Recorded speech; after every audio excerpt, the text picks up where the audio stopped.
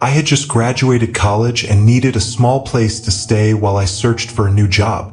I worked part-time at a small grocery store, but now that I graduated, it was time to start looking for something better.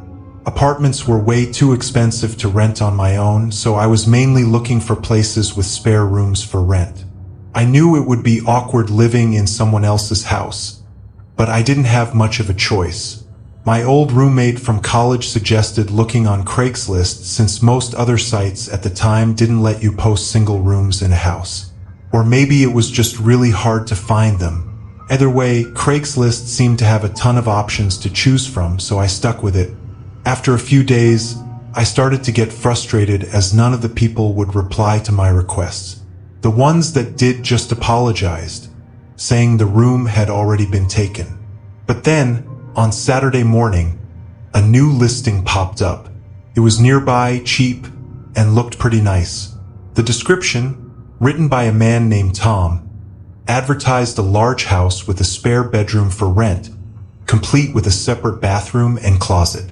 Sounded perfect, so I emailed him about my interest and then went to work. Since the listing had just been posted that morning, I felt confident that I was the first one to contact him. On my lunch break, I checked my emails and Tom had replied, asking me to come view it that afternoon. I knew I'd be tired after work, but I really wanted this place, so I agreed. After work, I drove straight there. It was only about 10 minutes away. From the outside, the house looked really nice. It honestly just looked like a regular, medium-sized neighborhood home. I parked on the side of the road, walked up to the door, and knocked lightly. After 30 seconds, I knocked again, a little harder this time. A minute later, I pulled out my phone to text Tom, but just before I hit send, he opened the door and invited me in. I immediately noticed he was sweating a lot, as if he had just finished a long workout and he smelled awful. I didn't want to be rude, so I ignored it. He began walking me around the ground level, showing me the kitchen and living room. He mentioned that he didn't use these rooms often, so I wouldn't have to worry about getting in his way. But from the look of the rooms, it seemed as though he used them all the time. Old dishes were piled up in the sink, and the couch had stains all over it. I didn't like how dirty the whole place was. It was strange because, in the pictures, the house looked really clean. One thing I specifically remembered was that the living room had a brown leather couch in the photos, but the couch there was black. I figured Tom probably used pictures from years ago, before the house sold. I was annoyed by the dishonesty, but all that really mattered was the room, which was upstairs. Tom led the way to the stairs, but he stopped at the bottom and gestured for me to go up first.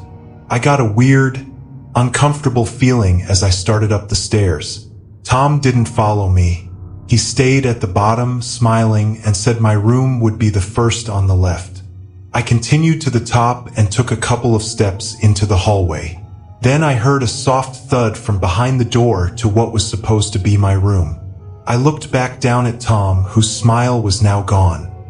He replied in an annoyed tone, saying it was just one of his friends staying the night and not to worry about it. He urged me to check out the room for myself, insisting I'd like it.